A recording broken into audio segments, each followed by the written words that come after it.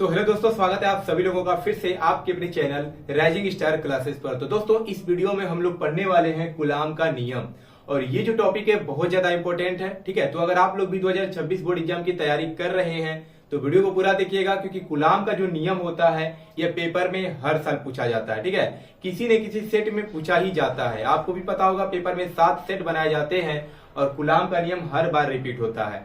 तो ये दूसरा वीडियो होने वाला है चैप्टर 1 का, वैद्युत आवेश तथा वैद्युत क्षेत्र में। पहली वीडियो में मैंने आप लोगों को वैद्युत आवेश किसे कहते हैं और वैद्युत आवेश के मूलभूत गुण अथवा विशेषताएं क्या होती हैं, इसके बारे में मैंने आपको बताया था। अगर आपने उस वीडियो को नहीं देखा है तो जाकर के देख लीजिएगा और आप पढ़ाई करना स्टार्ट कर दीजिए। ठीक है, तो कूलाम का नियम क्या होता है, तो सबसे पहले इसका हम डिफिनेशन पढ़ते हैं कि होता क्या है यहाँ पे।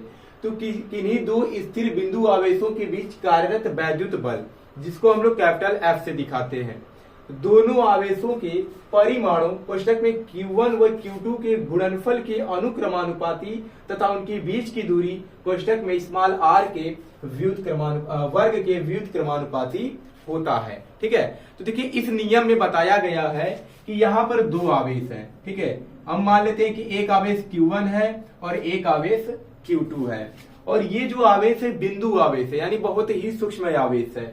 अब ये जो दोनों आवेश होते हैं इनके बीच जो बल लगता है, अब दो चार्ज हैं तो बल लगेगा। कल मैंने आपको बताया था कि जब दो समान प्रकार के आवेश होते हैं तो उसमें प्रतिकर्षण बल लगता है, और अगर अलग अलग यानी विपरीत प्रकार के आवेश होते हैं तो उनके बीच क्या होता है, आकर्षण होता है। तो एक प्रकार का वो बल ही लगाते हैं। ठीक है, तो Q1 और Q2 अगर दो बिंदु आवेश हैं तो इनके बीच जो बल कार्य करेगा वह इन दोनों के परिमाणों के गुणनफल के अनुक्रमानुपाती होता है, यानी दोनों आवेशों के परिमाणों। अब देखिए यहाँ पर एक शब्द लिखा है परिमाण। परिमाण क्या होता है, तो परिमाण का मतलब होता है किसी चीज का मान। ठीक है, देखिए कोई भी अगर ऐसी राशि है जो कि सदिश राशि है, ठीक है, सदिश के बारे में आप क्लास 11th में फिजिक्स में पढ़े होंगे। सदिश का मतलब होता है जिसकी दिशा भी हो और परिमाण भी हो। ठीक है, तो वहां पर परिमाण का मतलब उसका मान होता है और उसका दिशा यानी डायरेक्शन से उसको दिखाया जाता है। जैसे यहाँ पर जो आवेश दिया गया है, लिखा है कि दोनों आवेशों के परिमाणों, यानी आवेश पर क्या होता है, चार्ज होता है, और चार्ज के अनुसार ही इनकी क्या होती है, दिशा होती है। अगर एक पे प्लस चार्ज हो और दूसरे पे माइनस चार्ज हो तो इनकी दिशा क्या होगी, एक दूसरे की तरफ होगी, यानी इसकी भी दिशा और इसकी भी दिशा सेम डायरेक्शन में होगी।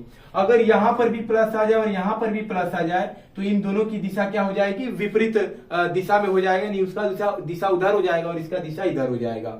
तो हमें दिशा से मतलब नहीं है। ठीक है, हमें यहाँ पर केवल परिमाण से मतलब है, यानी Q1 का मान कितना आ रहा है। अगर Q1 का मान 5 कूलाम है, Q2 का मान 10 कूलाम है, तो केवल हमें इस मान से मतलब है। हमें इससे मतलब नहीं है कि 5 कूलाम है तो ये 5 कूलाम किस दिशा में बल लग रहा है, यानी आवेश किस दिशा में प्रवाहित हो रहा है। 10 कूलाम जो आवेश है वह किस दिशा में प्रवाहित हो रहा है, डायरेक्शन से हमें मतलब नहीं है। ठीक है, तो परिमाण का मतलब केवल इनके मान के क्या होता है, गुणनफल के अनुक्रमानुपाती होता है। अनुक्रमानुपाती का मतलब कि अगर एक चीज का मान बढ़ेगा तो दूसरे का मान भी बढ़ेगा, अगर पहले का मान घटेगा तो दूसरे का मान भी घटेगा। जैसे यहाँ पर बोला है कि बल जो होता है यह अनुक्रमानुपाती होता है, किसके, Q1 और Q2 के गुणनफल के।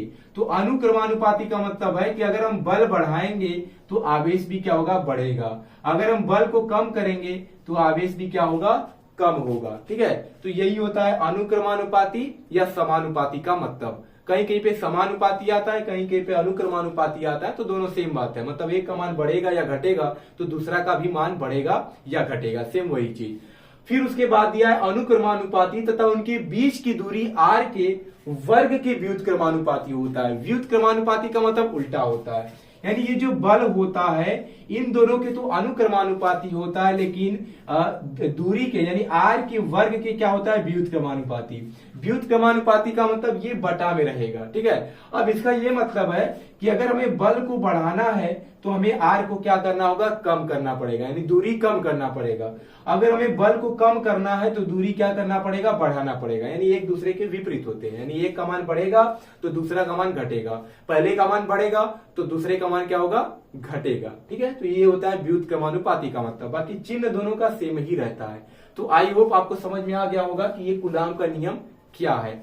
अब इसको लिखना कैसे है, तो यहाँ पर अब क्या लिखना है आपको, तो देखिए सबसे पहले आपको डिफिनीशन इसका लिख लेना है, यानी कूलाम का नियम क्या है।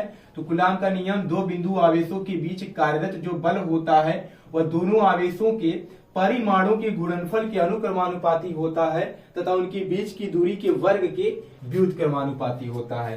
तो यहाँ पर हमने दो आवेश लिया है, पहला आवेश Q1 है और दूसरा Q2 है, जिनके बीच का दूरी क्या है, तो स्मॉल r है। अब हम गणितीय रूप में लिखते हैं, यानी समीकरण बनाते हैं।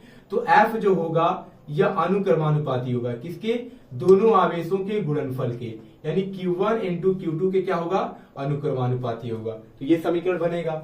और जो बल है वो इनके बीच की दूरी के वर्ग के क्या होता है, तो व्युत्क्रमानुपाती होता है, यानी 1/r² के क्या होगा, तो व्युत्क्रमानुपाती होगा। ठीक है, यही बताया गया कूलाम के नियम में। अब इसके बाद आपको क्या करना है कि समीकरण 1 व समीकरण 2 से दोनों F के क्या है, अनुक्रमानुपाती है। तो लिखेंगे यहां से कि समीकरण 1 व 2 से, समीकरण 1 व 2 से, तो जब दोनों ही अनुक्रमानुपाती और व्युत्क्रमानुपाती हैं तो हम एक बार में ही लिख देते हैं, यानी F जो होगा अनुक्रमानुपाती होगा Q1 इंटू में Q2 के और बटे व्युत्क्रमानुपाती होगा किसके, r² के।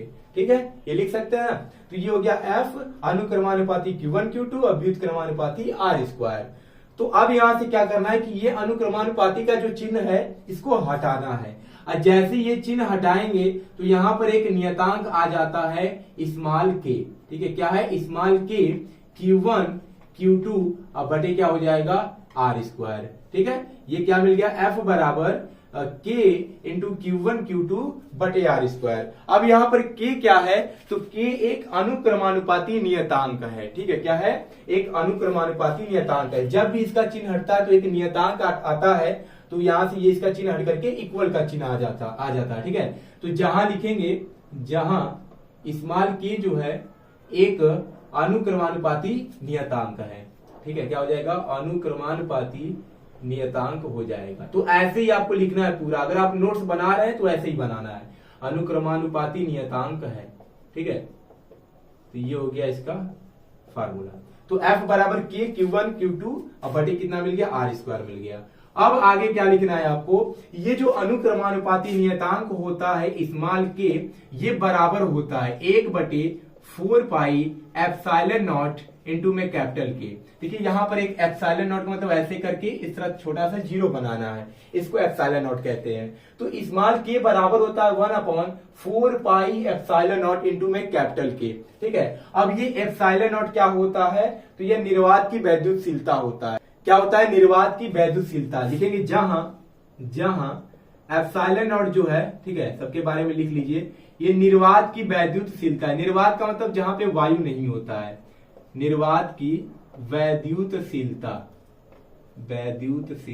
है। ठीक है, और स्मॉल के बारे में पता ही है, एक अनुक्रमानुपाती नियतांक है। लेकिन यहाँ पर एक कैपिटल के भी आया है, तो कैपिटल के क्या होता है, तो यह होता है माध्यम का परावैद्युतांक या आपेक्षिक वैद्युतशीलता। ठीक है, तो माध्यम का परावैद्युतांक इसको लिख सकते हैं, माध्यम का परावैद्युतांक कैपिटल के है। ठीक है, स्मॉल के का एक अनुक्रमानुपाती नियतांक होता है और कैपिटल जो के होता है वो माध्यम का क्या होता है, परावैद्युतांक होता है। तो अब हम क्या करते हैं, स्मॉल के का जो मान है यहां पर रख देते हैं। तो F बराबर क्या मिल जाएगा, 1/4 पाई एप्सिलॉन नॉट कैपिटल के Q1 Q2 और बटे कितना हो जाएगा, r²। यही क्या होता है, कूलाम के नियम का फार्मूला होता है। ठीक है, पेपर में जब भी क्वेश्चन आएगा तो यही आपको क्या लगाना है, फार्मूला यूज करना है। F बराबर 1/4 पाई एप्सिलॉन नॉट के Q1 Q2 बटे r²।